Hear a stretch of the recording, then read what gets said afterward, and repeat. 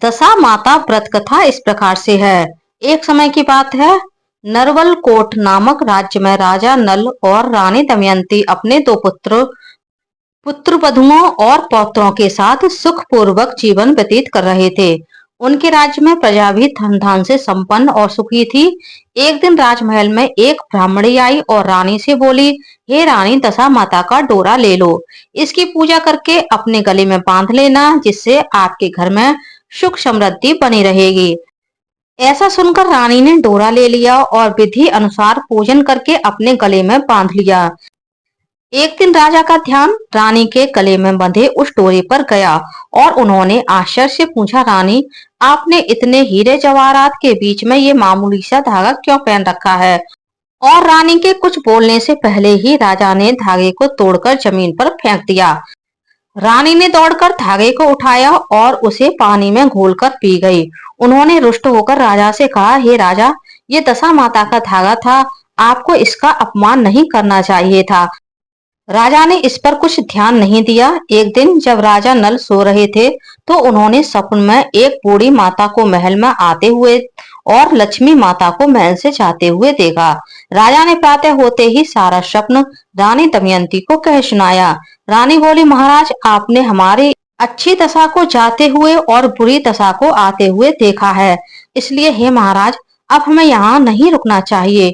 दोनों ने फैसला करके अपनी बहुओं को पीहर भेज दिया और पुत्रों को राजा भील के पास छोड़कर एक पौत्र को लेकर देश छोड़कर चले गए।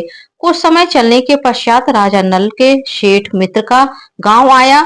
दूतों ने राजा नल के आगमन की खबर शेठ को सुनाई और बताया कि राजा, रानी और उनका पोता सब फटे हाल पैदल आ रहे हैं। यह सुनकर सेठ ने दूतों से कहा, हवेली में सेठानी और बहुएं क्या सोचेंगी कि कैसा दोस्त है मेरा, इसलिए उनको बाहर वाले कमरे में ठहरा दो।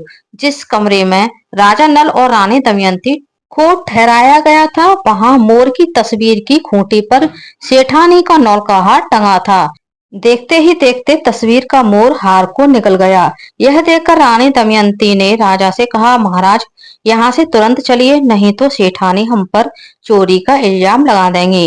राजा रानी अपने पोते के साथ किसी को बिना बताए आधी रात को ही वहां से चले गए। फिर कुछ दूर चलने के बाद राजा नल की बहन का गांव आया।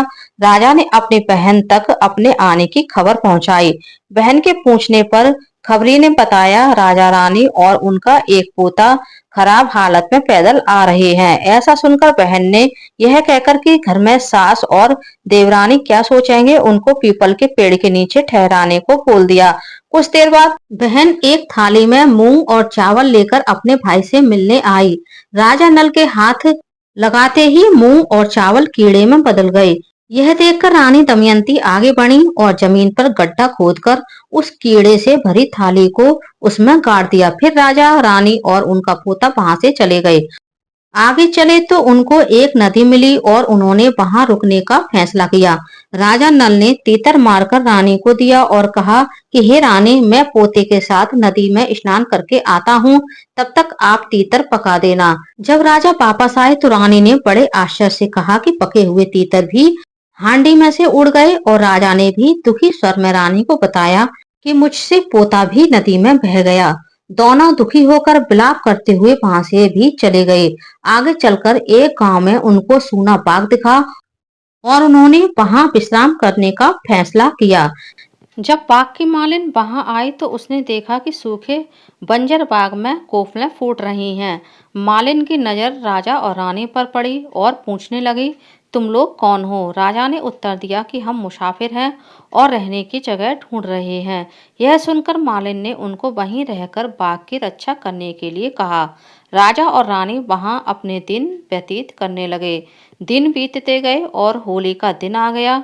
उस दिन जब राजा नल कुएं से पानी भर रहे थे तो बार बार उनकी बाल्टी में सूत की कोकड़ी और हल्दी की गांठ आ रही थी और वो बार बार वापस कुएं में फेंकते जा रहे थे।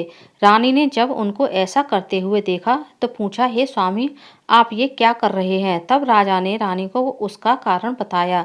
राजा की बात सुनकर रानी ने कहा कि अगली बार जब बाल्टी में सूत की कोकड़ी और हल्दी की गांठ आए तो उसको मुझे दे दीजिए। यह सुनकर राजा नाराज हुए और बोले कि हे रानी, आपकी वजह से ही आज हमारी यह दशा हुई है और आप फिर से वही सब करना चाहती हैं। परंतु जब बाल्टी में वापस से वही वस्तुएं आईं तो राजा ने उन्हें रानी को सौंप दिया। रानी ने होलिका दहन के दिन होली की झल दिखाकर अगले दिन दशा माता का व्रत किया और डोरा लिया। दशा माता की कथा के अनुसार फिर समय बीतता गया और एक दिन राजा रानी के पास गए और बोले, हे रानी, नगर के राजा ने स्वयंवर रखा है, मैं वहां जाऊंगा, इसलिए आप मेरे कपड़े धो दीजिए। राजा की बात सुनकर रानी बोली, महाराज, इस दशा में भी आप वहां जाना चाहते हैं? इस पर राजा ने उत्तर दिया कि रानी, मेरी दशा खराब है परंतु दिल तो राजाओं का ही है। राजा नल स्वयंवर में पहुंचे और राजकुमारी ने सभी राजाओं और राजकुमारों को छोड़कर राजा नल के गले में वरमाला डाल दिया। वहां मौजूद सभी लोग हैरान रह गए। तब विद्वानों की सलाह से राजकुमारी को एक बार फिर से अपना वर चुनने को कहा गया, परंतु इस बार फिर राजकुमारी ने राजा नल को ही अपना वर चुना। यह देखकर नगर के राजा क्रोधित होकर बोले, मैं इस माली से अपनी पुत्री का विवाह नहीं करूंगा। तब सभी ने विचार विमर्श कर एक प्रतियोगिता रखी जिसमें सभी राजाओं और राजकुमारों को शिकार करना होगा और जिसका शिकार सबसे अच्छा होगा उसका विवाह राजकुमारी से हो जाएगा। सभी राजा और राजकुमार प्रतियोगिता में भाग लेने के लिए तैयार हो गए। राजा नल को बूढ़ा घोड़ा और जंग लगी तलवार दी गई। उन्होंने घोड़े को एक थपकी मारी और कहा कि अगर मैं असली राजपूत हूँ तो धारदार तलवार हो जाए और जवान घोड़ा हो जाए। और ऐसा ही हुआ। कुछ समय पश्चात सारे राजा और राजकुमार अपने अपने शिकार के साथ राजमहल में पहुंचे। किसी के भी शिकार से नगर के राजा संतुष्ट नहीं हुए और सिपाहियों को उस माली को ढूंढ के लाने को कहा। राजा की आज्ञा से सिपाही जंगल में पहुंचे तो देखा कि राजा नल पेड़ के नीचे सो रहे थे। सिपाहियों ने उन्हें जगाकर शिकार के बारे में पूछा। राजा नल ने शिकारियों को उत्तर दिया, मेरा शिकार शेर की खाल पेड़ पर टंगा है, ले जाओ। शिकार देखकर नगर के राजा खुश हो गए और बोले, ये है असल राजपूत का शिकार। फिर नगर के राजा ने खुशी खुशी अपनी पुत्री का विवाह माली राजा नल के साथ कर दिया। राजा नल अपनी नई रानी को लेकर बाग में आ गए। रानी दमयंती ने छोटी रानी का स्वागत किया। एक दिन जब दोनों रानी बाग में बैठी हुई थी तो रानी दमयंती छोटी रानी से बोली, रानी, आज तो अपने नगर में बिजली चमक रही है।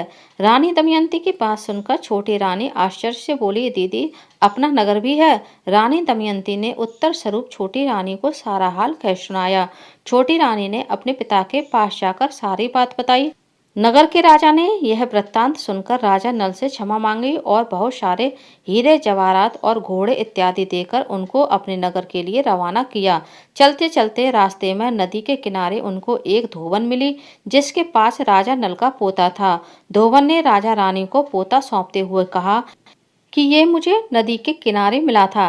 राजा ने खुश होकर धोवन को बहुत से हीरे जवाहरात दिए और पोते को लेकर वहां से चले गए। कुछ दूर आगे चले तो राजा की बहन का गांव आया। राजा ने बहन तक अपने आने की खबर पहुंचाई।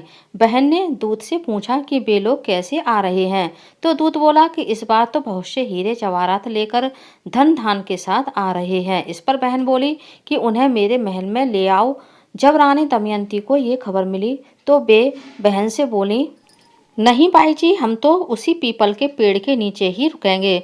कुछ देर बाद बहन बहुत से पकवान और मिष्ठान आदि बनाकर ले आई। यह देखकर रानी दमयंती ने आगे बढ़कर जमीन पर जो चावल और मूंग गड़ाए थे वो निकाल लिए।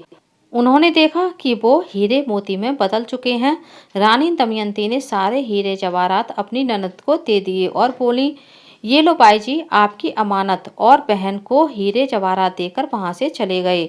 कुछ दूर चलने पर राजा के मित्र सेठ का गांव आया। सेठ को जब उसकी सूचना मिली तो सेठ ने दूत से पूछा कि वे लोग कैसे आ रहे हैं। दूत बोला, इस बार तो बहुत से हीरे जवाहरात और धन धान के साथ आ रहे हैं। दूत की बात सुनकर सेठ बोला कि उन्हें हवेली में ले आओ। राजा नल को इसकी खबर मिली तो वे बोले, हम तो बाहर वाले कमरे में ही रुकेंगे। सेठानी फौरन उनके लिए हलवा बनाकर ले आई। रानी दमयंती ने हलवा उठाकर मोर की तस्वीर के मुंह में डाल दिया और मोर ने सेठानी का नौलखा हार वापस बाहर फेंक दिया। रानी दमयंती ने सेठानी का हार देते हुए कहा कि हमारी दशा खराब थी परंतु नीयत खराब नहीं थी। ऐसा कहकर राजा रानी छोटी रानी और पोते के साथ वहां से चले गए।